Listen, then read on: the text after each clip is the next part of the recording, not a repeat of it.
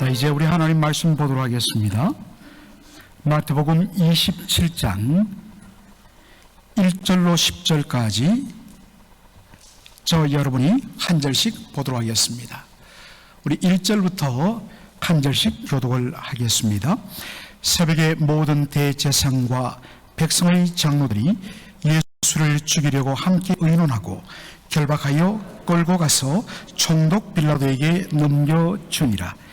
때에 예수를 판 유다가 그의 정죄됨을 보고 스스로 뉘우쳐 그 은 30을 대제사장들과 장로들에게 도로 갖다 주며 가로되 내가 무지한 피를 팔고 죄를 범하였도다 하니 저희가 가로되 그것이 우리에게 무슨 상관이 있느냐 내가 당하라 하거늘 유다가 은을 성수에 던져놓고 물러가서 스스로 묵며 죽은지라. 대제사장들이 그 은을 거두며 가로되 이것은 피값이라 성전구에 넣어둠이 옳지 않다 하고 의논한 후 이것으로 토기장의 밭을 사서 나그네 묘지를 삼았으니 그러므로 오늘날까지 그 밭을 피밭이라 일컫느니라. 이에 선지자 예레미야로 하신 말씀이 이루었나니 일러서되 저희가 그 정가된 자 곧 이스라엘 자손 중에서 정가한 자의 가격 곧 은 30을 가지고 토기장의 밭값으로 주었으니 이는 주께서 내게 명하신 바와 같으니라 하였더라. 아멘. 저는 오늘 본문을 중심으로 가론 유다여 라는 제목으로 말씀을 전하고자 합니다. 예수님께서 겟세마네 동산에서 기도하시다가 예수님이 잡히신 시점이 언제냐 했을 때 학자들에 따라서 조금 추정하는 시각이 다르지만 대략 밤 12시를 넘은 시점으로 봅니다. 그리고 결박되어서 대제사장 안나스의 집으로 끌려가서 1차적으로 신문을 당한 때가 새벽 1시였습니다.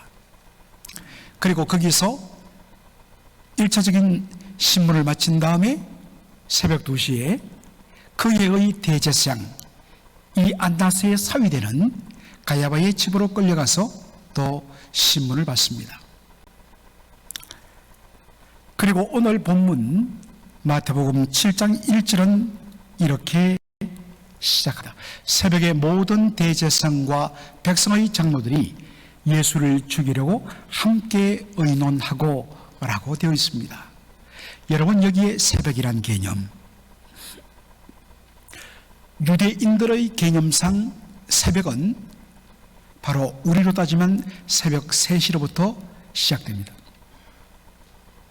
새벽 3시에 대제사장들과 백성들의 장로들이 예수님을 죽이기 위하여 모의하러 모였다 했습니다. 당시 유대의 최고 의결기관은 산헤드린이었습니다.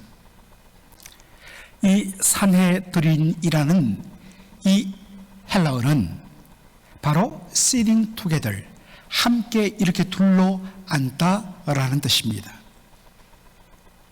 둥그란 원탁에서 함께 앉아서 국정을 논의하던 바로 그 기관이 산헤드린입니다.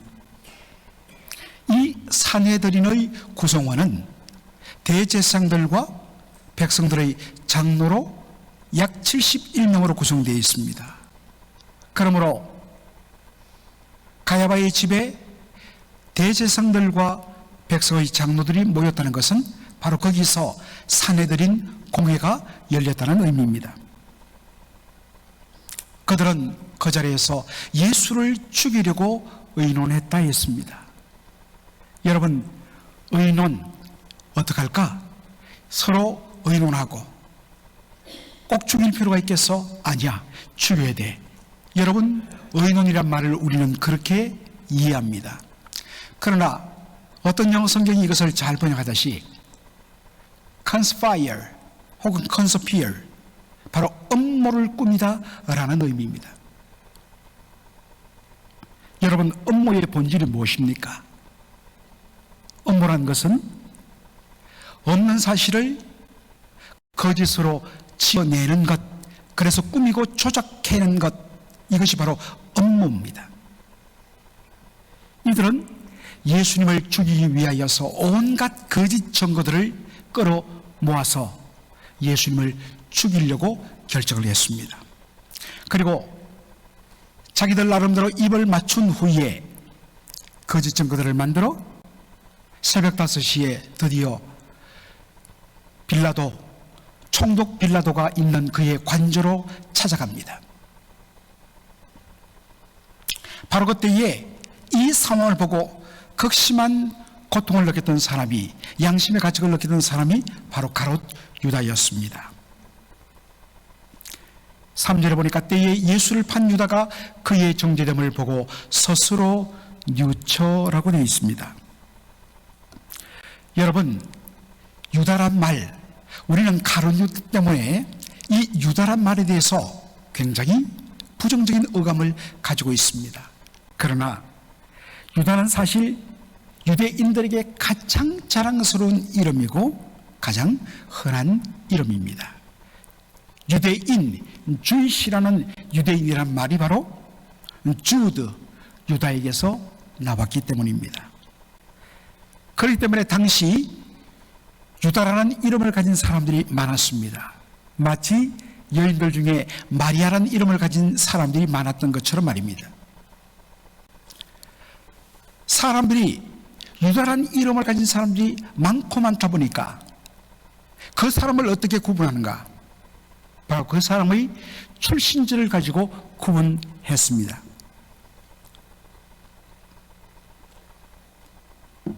토요일 새벽에도 막달라 마리아라 했을 때, 막달라는 것은 동네 이름이라고 했습니다.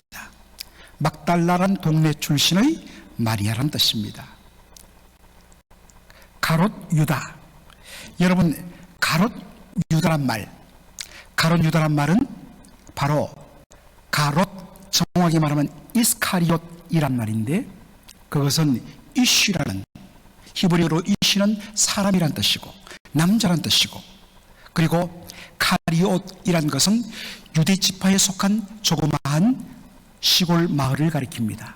바로 그 카리옷이란 마을 출신의 사람, 유다란 뜻이 이스카리옷 주드, 가롯 유다인 것입니다. 가롯 유다는 자신의 선생님인 예수님을 은 30에, 여러분 은 30이 얼마일까요? 출애굽기 21장을 보면 은 30은 어느 가치냐? 주인이, 어떤 사람이 남의 집 종을 죽였을 때에 그 주인에게 종의 몸값으로 갚아주는 돈이 은 30입니다. 종의 목숨값입니다. 어떤 면에서는 큰 돈이 아니었어요. 그런데 은 30을 받고 예수님을 팔아 넘겼는데 이것이 양심의 가책을 일으켰습니다. 그래서 대제사장을 찾아갑니다. 내가 무고한 사람의 피를 팔아 넘겼다라고 말합니다. 그러나 대제사장은 매몰차게 가룟 유다를 조롱합니다. 그것이 우리와 무슨 상관이냐? 네가 당하여라 라고 그를 물리칩니다. 너무 고통스러웠던 가룟 유다는 이 은 30을 성소에 던져놓고 그 자리로 물러가서 스스로 목매어 죽고 맙니다. 그런데 사도행전 1장 18절을 보면 가룟 유다의 죽음에 대하여 조금 다르게 묘사하고 있습니다. 이 사람이 불의의 삭스로 밭을 사고 후에 몸이 곤두박질하여 배가 터져 창자가 다 흘러나온지라 라고 묘사되어 있습니다. 마태복음 27장에는 그가 목매어 죽었다고 되어 있는데 사도행전 1장에는 곤두박질 쳐서 배가 터져 창자가 흘러나와 죽었다고 되어 있습니다. 여러분, 이 문제의 해결은 그 실마리를 가룟 유다가 목매어 죽은 날이 언제냐는 것을 볼 필요가 있습니다. 가룟 유다가 언제 목을 메어 죽었을까요? 바로 그날은 유월절이었습니다. 유월절, 그리고 그 유월절을 이어지는 일주일간의 절기가 무교절입니다. 음식이라든지 집 주위에 어떠한 누룩도 다 제거한, 누룩을 넣지 않는다 해서 무교절인 것입니다. 그 6월절을 이어지는 무교절 7일 동안은 사람들이 부정한 것에 손을 대지 않습니다. 모든 부정한 것으로부터 자신을 구별하기 위하여 부정한 것을 손대지 않습니다. 유대인들에게 있어서 부정의 대표적인 것이 뭐냐면 사람의 시신입니다. 자, 그러다 보니까 어떻게 되었을까요? 6월절 날 어느 시점에 그가 목을 메었겠죠?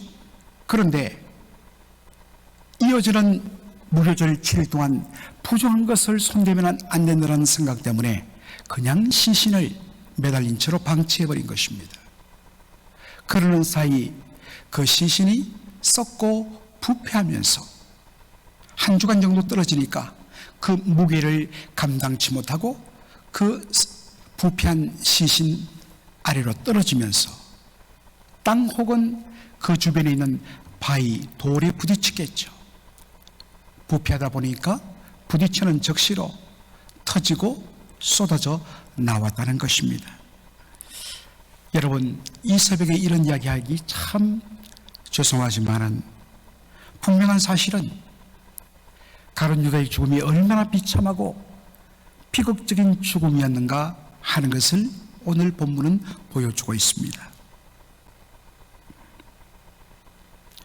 여기서 우리가 다시 한 번 더 주목할 것은 바로 가룟 유다의 마음입니다.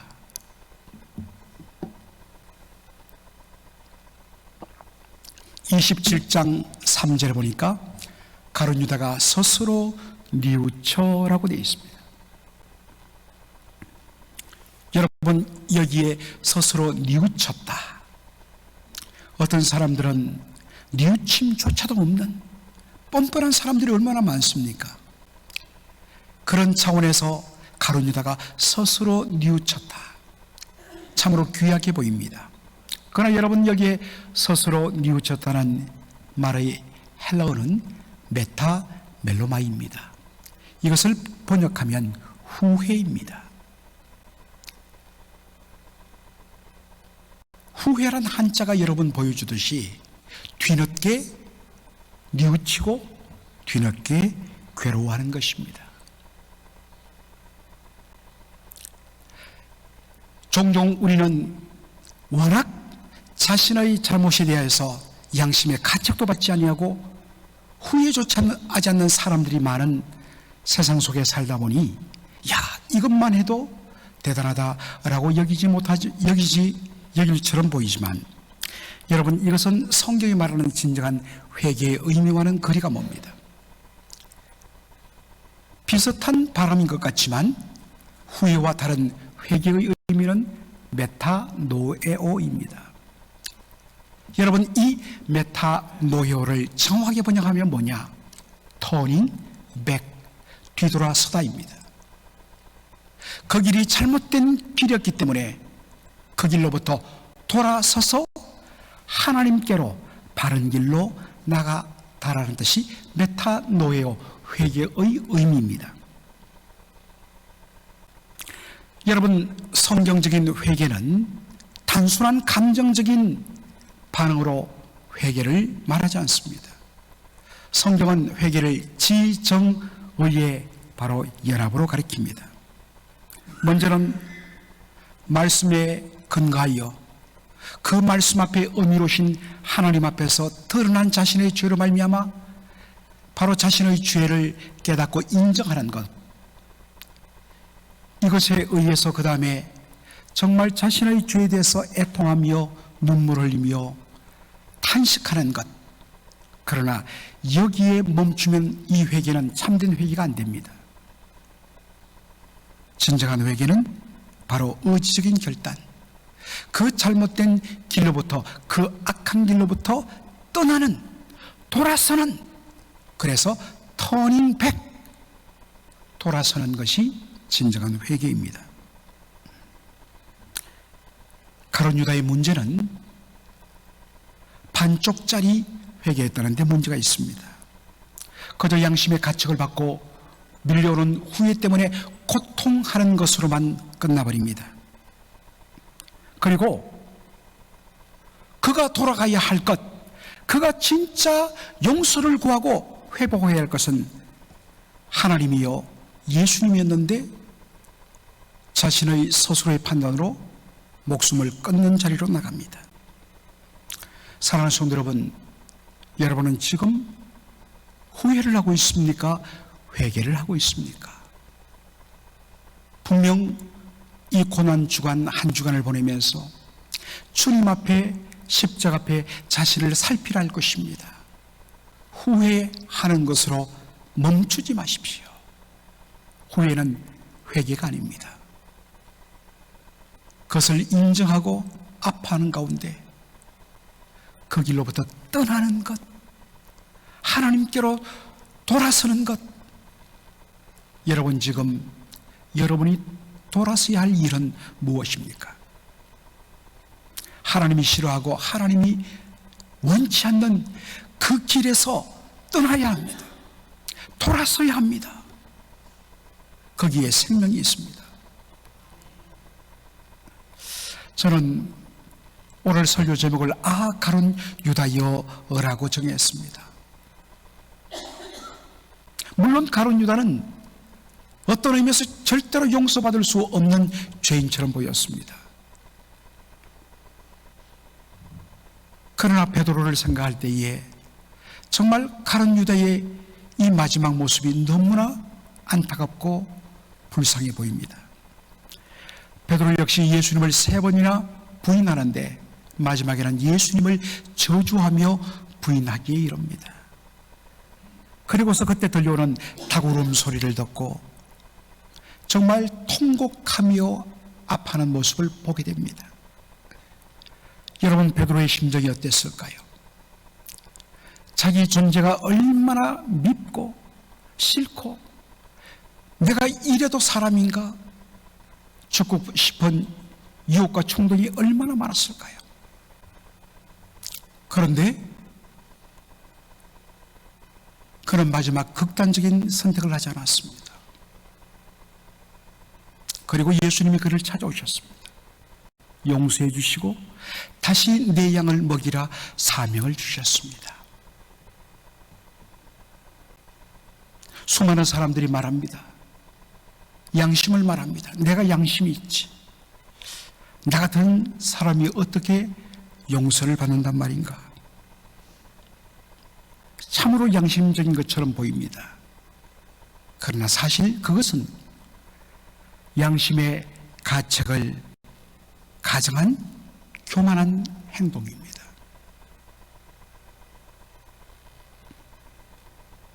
진정한 용기는 주님께로 돌아가서 그분의 용서를 받는 것입니다. 역사에 있어서 가정은 있을 수가 없지요. 그러나 이 장면을 볼 때마다 가룟 유다여, 만일 그가 어찌했던 것 간에 그가 버텼다면 예수님 어떻게 했을까요? 저는 분명 예수님 찾아갔을 거라고 생각합니다. 왜냐하면 우리 주님께서 용서하지 못할 죄는 없으시기 때문입니다. 도무지 용서할 수 없는 그 죄를, 그 놀라운 은혜를 베풀기 위하여 예수님 십자가를 지셨습니다. 그러므로 예수님의 십자가 앞에서 용서받지 못할 죄는 없습니다. 그런데 유일하게 용서받지 못하는 죄는 무엇입니까? 양심이란 이름 하에 주님의 용서를 받아들이지 않는 것입니다. 그것은 교만입니다. 물론 부끄럽습니다. 그러나 원래 은혜는 자격 없는 자에게, 도무지 받을 수 없는 자에게 주어지는 것이 은혜인 것입니다. 오늘도 우리 주님 앞에, 십자가 앞에 아직도 여러분 여러분 해결하지 못한 그것으로 말미암아 여러분의 인생 가운데 계속적으로 여러분을 누르게 하는 그 죄가 어떠하든지 오늘 십자가 앞에서 주님의 놀라운 용서와 치유를 받고 기쁨으로 돌아가는, 아니 이 문제를 해결하자는 그런 주여 오늘 저는 이 자리를 떠나지 않겠습니다라는 심정으로 십자가 앞에 나가 내 짐을 풀었네. 십자가 앞에 나가 내 짐을 풀었네. 십자가의 놀라운 회복과 용서의 은혜를 경험하시는 저와 여러분 되기를 주의 이름으로 축원합니다. 아멘.